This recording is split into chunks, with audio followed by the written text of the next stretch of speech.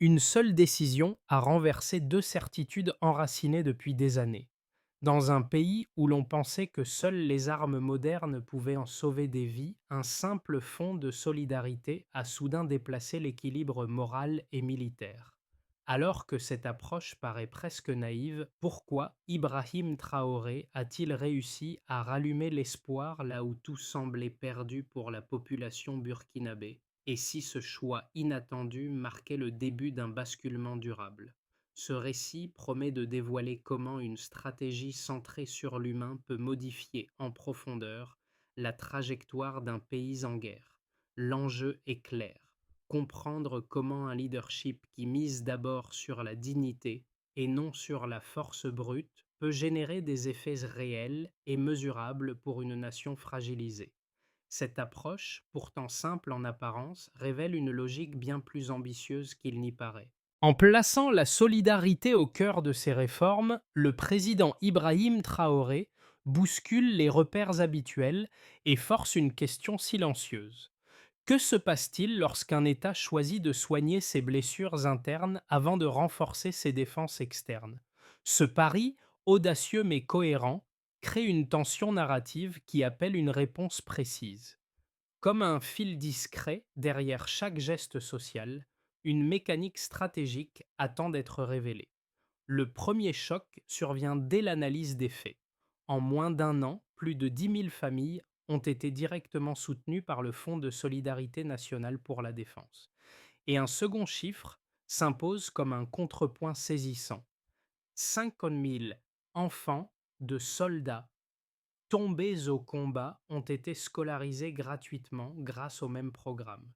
Ces données, simples mais massives, révèlent un déplacement discret du centre de gravité du pouvoir. Lorsque Ibrahim Traoré arrive en 2022, le Burkina Faso est fracturé, épuisé par une guerre asymétrique qui consume villages, armées et cohésion sociale. Les approches militaires classiques montrent leurs limites: équipement insuffisant, morale en chute libre, population désorientée. Pourtant, au lieu de suivre la logique attendue, investir d'abord dans l'armement, Traoré ouvre un autre chemin. Il décide de reconstruire là où tout est fragile: le lien humain. Ce dévoilement progressif transforme la compréhension du contexte. Ce n'est plus une simple réforme sociale, mais une stratégie qui inverse la direction du flux d'énergie national. L'État ne demande plus seulement des sacrifices, il répond aux sacrifices déjà faits. Dans une guerre où chaque perte ronge l'âme collective, cette bascule crée un espace nouveau, un espace où l'État cesse d'être un spectateur bureaucratique pour redevenir un acteur moral. À partir de là, la dynamique sociale se réorganise. Les soldats perçoivent que leur engagement n'est plus un acte isolé, mais un contrat honoré par l'État. Les familles endeuillées ne tombent plus dans l'ombre, et la population redécouvre dans l'armée non pas une institution distante, mais une communauté de citoyens protégés, respectés et reconnus. C'est ce changement, presque invisible dans les discours officiels, qui devient le fil directeur de la transformation: réparer l'humain pour restaurer la nation.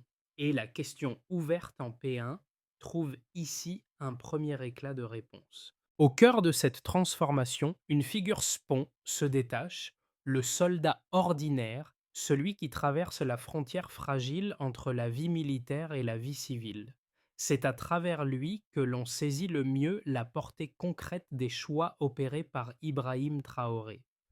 Dans les premiers mois suivant la création du Fonds de solidarité nationale pour la défense, plusieurs témoignages émergent, discrets mais révélateurs. Un caporal blessé, autrefois laissé sans suivi après son retour du front, raconte comment il a pu rejoindre un centre de rééducation nouvellement ouvert. Non seulement il reçoit des soins adaptés, mais il suit désormais une formation qui lui permettra de réintégrer la vie civile avec un métier stable.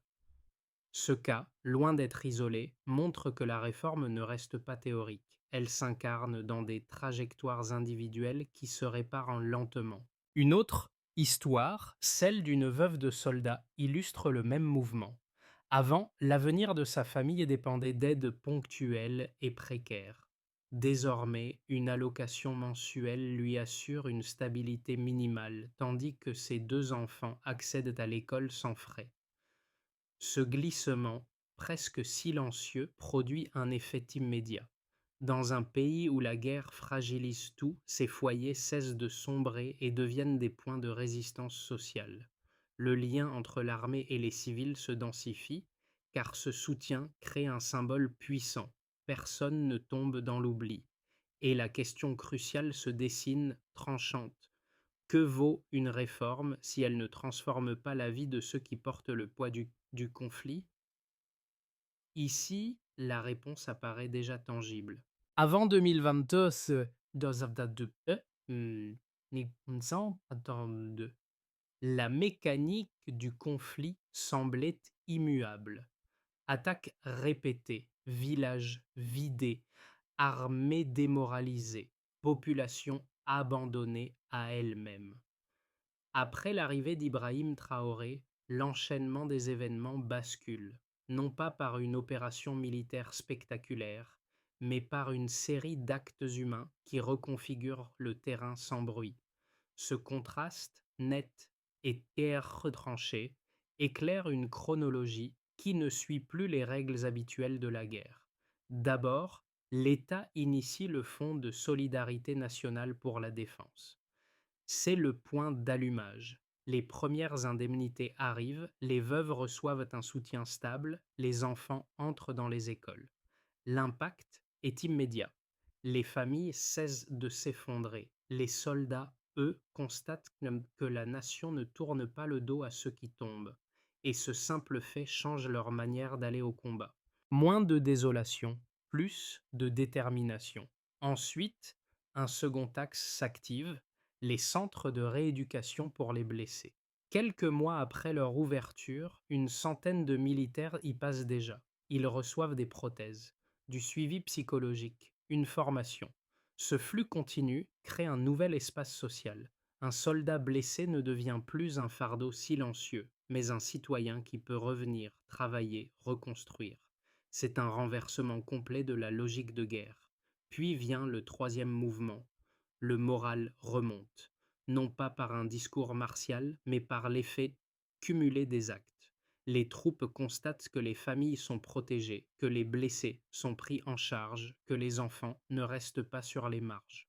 Une forme de loyauté nouvelle se développe, plus intime, plus organique, et cette loyauté devient un carburant stratégique.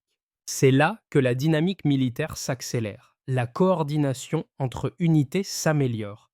Le taux de désertion diminue. Les jeunes auparavant hésitants en guerre s'engagent plus facilement.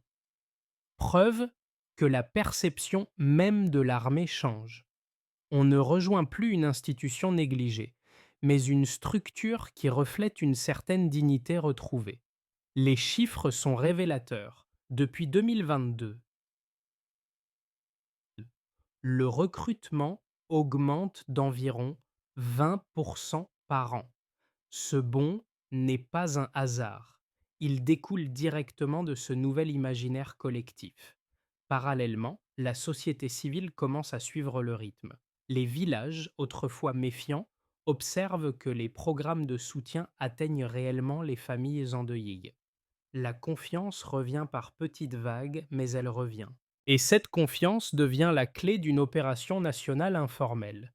Raccorder l'armée au peuple, recoudre un tissu social déchiré par des années de violence. À ce moment-là, le conflit change de texture. Il n'est plus seulement une série d'affrontements armés. Il devient une lutte où la cohésion nationale agit comme une arme en soi. Les groupes armés, habitués à exploiter la division, se retrouvent face à un pays qui commence, lentement mais sûrement, à se tenir debout. Le quiche Rouat Cao Duchon suit une logique claire. Dans la phase d'activation, soutien humain massif. Au moment culminant, morale militaire et civile qui remonte. Dans les résonances qui suivent, un pays qui se réhabitue à respirer ensemble. Et derrière cette mécanique, une question reste suspendue. Que se passe-t-il quand une nation choisit la solidarité comme stratégie centrale? La suite dépend de la réponse. La bascule devient lisible dès qu'on observe l'évolution des indicateurs clés. Le premier chiffre, massif, ouvre la séquence baseline delta. 10 000 familles soutenues par le Fonds de solidarité nationale pour la défense en 2023, contre aucune structure équivalente avant l'arrivée d'Ibrahim Traoré. Cette progression fulgurante ne représente pas seulement un volume d'aide, elle démontre que l'État a reconstruit un filet social là où il n'y avait que du vide institutionnel. Et cet effet se ressent immédiatement. La précarité extrême des foyers touchés par la guerre recule. Un second indicateur consolide ce changement. Les anciens combattants ont créé leur entreprise grâce au programme de réinsertion professionnelle. Ce nombre illustre un déplacement profond de trajectoire, car ces soldats étaient auparavant livrés à eux-mêmes, sans perspective durable. La donnée n'est pas anodine. Transformer un combattant démobilisé en acteur économique réduit les foyers de vulnérabilité et renforce l'économie locale, même dans les zones fragilisées. Ce glissement convertit des situations critiques en ressources nationales réutilisables. Le troisième point marque une mutation encore plus structurelle. 15 000 familles de militaires bénéficient désormais de la nouvelle caisse d'assurance maladie pour l'armée, déployée en 2025. Cet accès généralisé aux soins diffuse une sécurité psychologique nouvelle, indispensable dans une société où les blessures psychiques et physiques sont omniprésentes. Cette mesure crée une barrière sanitaire essentielle qui protège, prévient et stabilise des milliers de foyers exposés au conflit. Chaque chiffre, pris isolément, semble relever d'une politique sociale ambitieuse. Mais ensemble, ils forment un faisceau cohérent. Le pays passe d'un modèle de survie fragmenté à un modèle de résilience organisée. Ce passage du baseline au delta réécrit les mécanismes internes de l'État. Le soutien aux familles solidifie les arrières. La réinsertion professionnelle produit un cycle économique. La couverture médicale stabilise le présent et le futur immédiat. Et derrière cette architecture, une idée se confirme. La stratégie repose sur des fondations humaines, mais les effets sont mesurables et durables. L'impact sur le terrain militaire suit la même logique. Le moral connaît une hausse significative, et cette progression n'est pas abstraite. Les soldats témoignent d'une confiance accrue, non pas parce qu'on leur promet des victoires rapides, mais parce qu'ils sentent que leur engagement est soutenu par des structures concrètes. La réduction du taux de désertion, qui était une plaie ouverte depuis des années, en devient la preuve silencieuse. C'est une dynamique circulaire. Un soldat soutenu moralement combat avec davantage de cohésion, et une armée plus cohésive stabilise la population. En traçant la ligne entre le avant et le maintenant, une conclusion provisoire s'impose. Ces chiffres ne décrivent pas un simple programme social, mais une refondation pragmatique de la puissance nationale, avec l'humain comme pivot. Deux lignes d'arguments s'affrontent avec force lorsqu'on analyse la stratégie adoptée par Ibrahim Traoré. D'un côté, les partisans voient dans ces réformes une preuve d'humanisme stratégique. Soutenir les familles endeuillées, soigner les blessés, réinsérer les anciens combattants et restaurer la dignité des soldats créerait une armée plus loyale, plus stable et plus cohésive. Selon eux, la guerre moderne n'est pas seulement affaire d'équipement, mais de morale, de solidarité et de confiance entre l'État et ceux qui se battent. De l'autre côté, les critiques avancent un argument classique mais solide. Sans armement moderne, sans technologies adaptées et sans capacité militaire renforcée, le Burkina Faso resterait vulnérable. Ils estiment que le fonds de solidarité, en dépit de ses bénéfices humains, détournerait des ressources financières qui devraient prioritairement servir à financer des équipements, des véhicules blindés, des moyens de surveillance ou des systèmes de communication tactique. Pour eux, la protection du territoire ne peut dépendre d'un modèle fondé principalement sur l'esprit et la cohésion. Ces deux visions semblent inconciliables jusqu'à ce que l'on examine les résultats mentionnés dans la source, car la donnée clé est là. La motivation et la cohésion des forces augmentent, le taux de désertion diminue et le recrutement progresse de 20% par an depuis 2020. Ces évolutions concrètes indiquent qu'une armée mieux traitée devient une armée plus engagée. Le soutien humain ne remplace pas la technologie, mais il crée les conditions nécessaires pour que toute amélioration future, y compris militaire, soit réellement efficace. Le Stillman, ici, met en lumière un point essentiel. La stratégie de Traoré ne nie pas la nécessité d'une modernisation militaire. Elle anticipe son prérequis humain. Une armée fracturée n'utilise pas mieux son armement. Une armée soutenue, elle, peut transformer chaque ressource en levier. Tout bascule ici.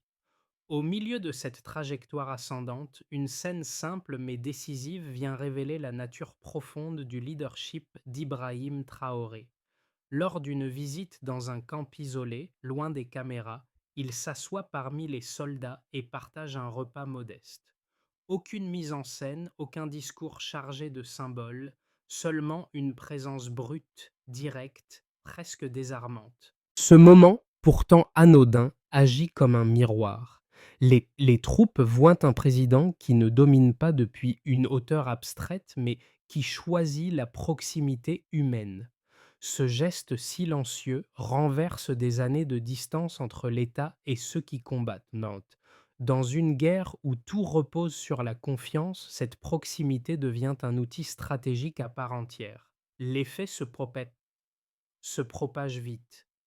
Les soldats parlent d'un chef qui marche avec eux. Les familles, déjà soutenues par les réformes, perçoivent que ce leadership n'est pas une façade. Et la population observe que la guerre n'est plus dirigée depuis un palais, mais vécue au même niveau que ceux qui la portent.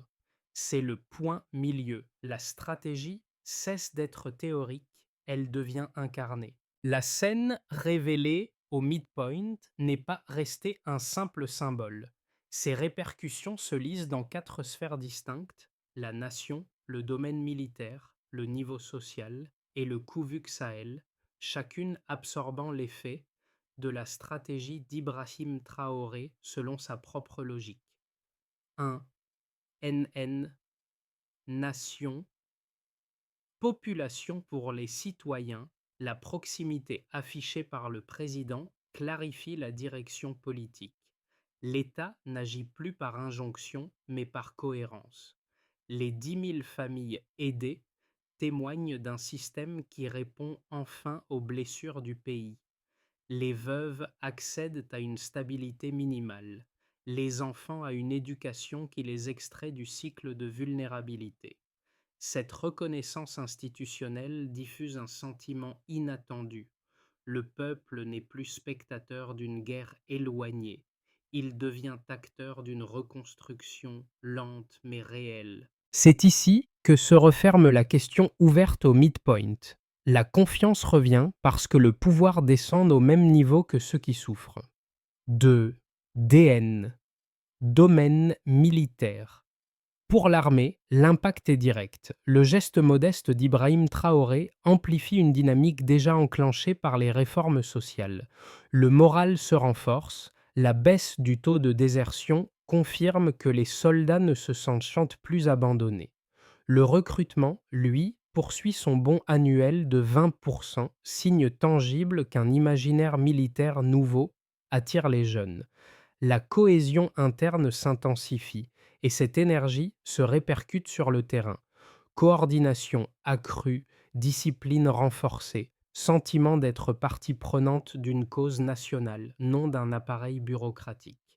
L'armée ne devient pas plus puissante grâce à des armes, mais grâce à un ciment humain consolidé. 3. ND. Niveau social. Communauté locale.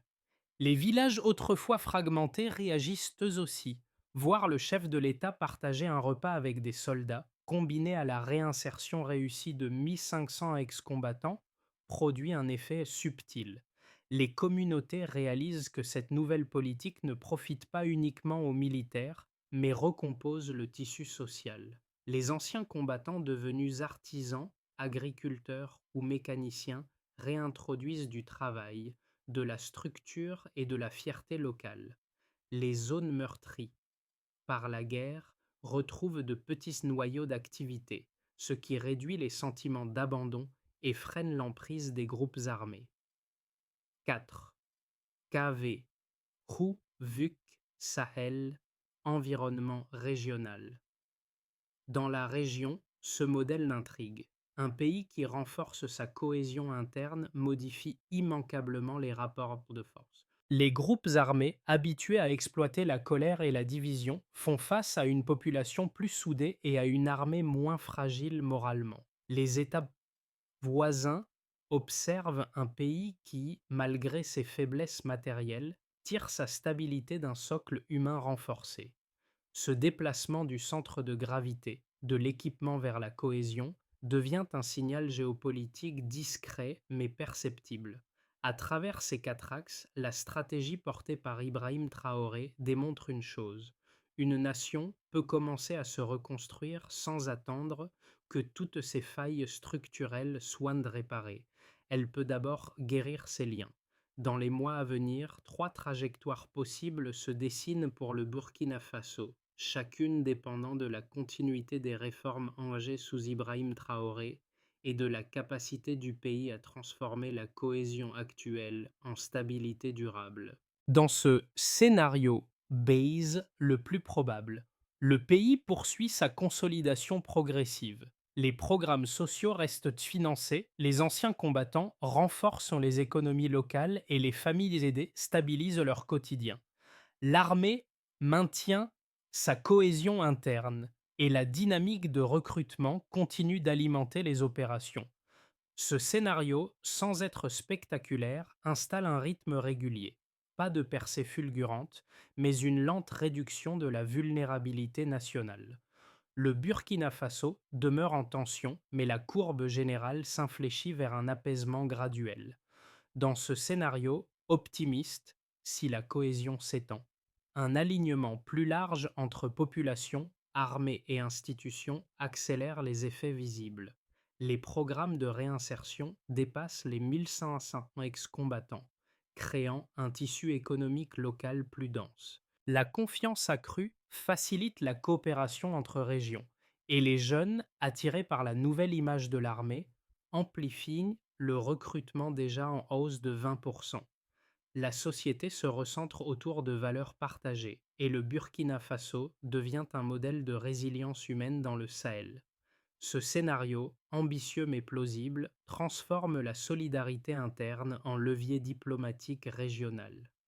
Dans ce scénario, worst case, si la pression externe s'intensifie, une résurgence des attaques armées, couplée à une crise économique soudaine, pourrait fragiliser les acquis actuels. Les programmes sociaux deviendraient plus difficiles à financer. Les familles aidées se retrouveraient à nouveau exposées. L'armée, malgré sa cohésion morale, souffrirait d'un déficit matériel persistant. La cohésion nationale, encore en reconstruction, pourrait vaciller sous la pression. Ce scénario sombre ne signifie pas un effondrement total, mais une stagnation dangereuse, où le pays se battrait pour ne pas reculer. Pour naviguer entre ces trajectoires, un principe s'impose.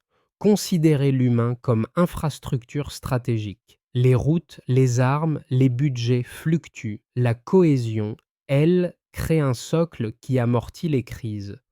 Pensez les réformes comme un continuum, non comme des réponses ponctuelles, sera déterminant pour tenir la ligne dans les 12 prochains mois.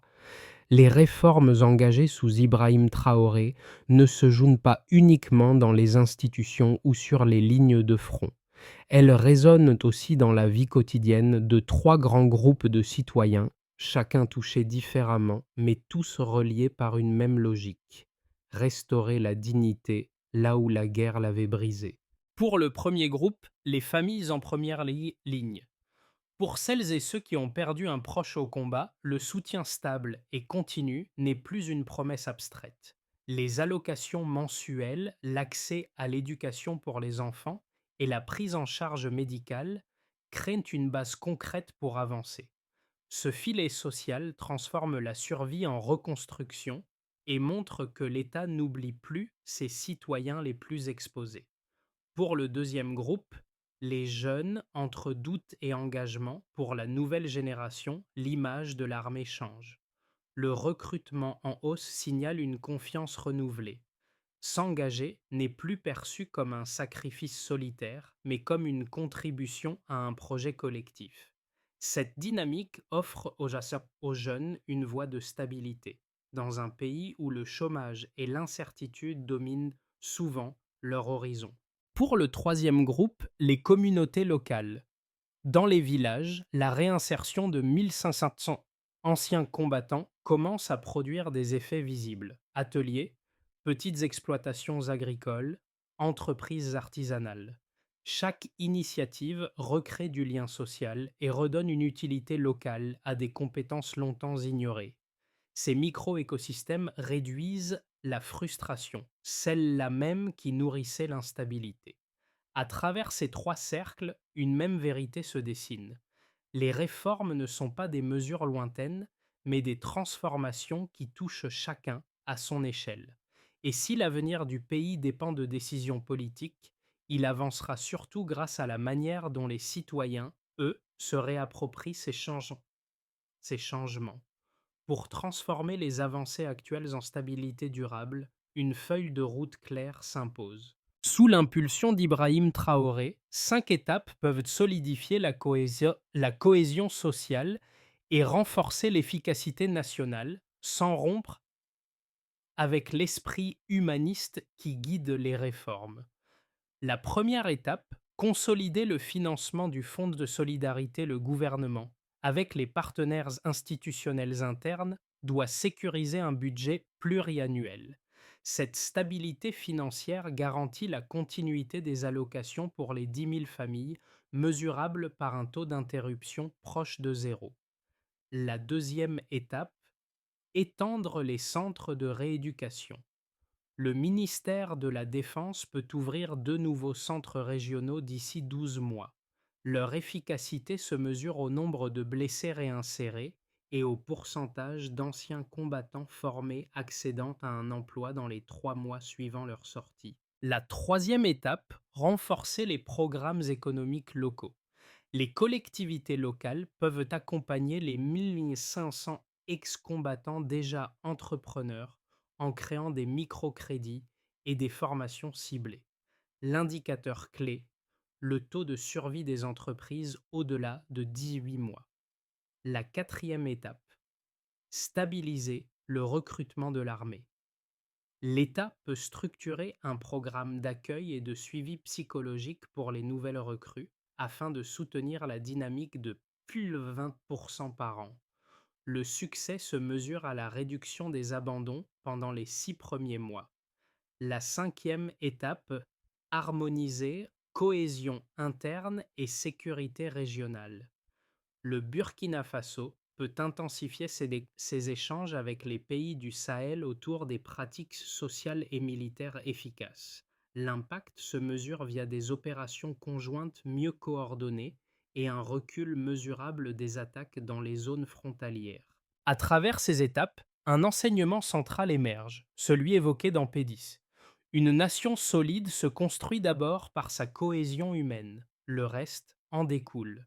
Dans cette longue traversée, une image revient comme un fil discret, celle du repas partagé dans le camp, rappel de cet instant où un simple geste a révélé plus qu'un discours. Ce moment, qui semblait presque anodin, porte aujourd'hui une charge symbolique immense. Il rappelle le caporal blessé rencontré en P4, celui qui réapprenait à marcher et à reconstruire sa place dans la société.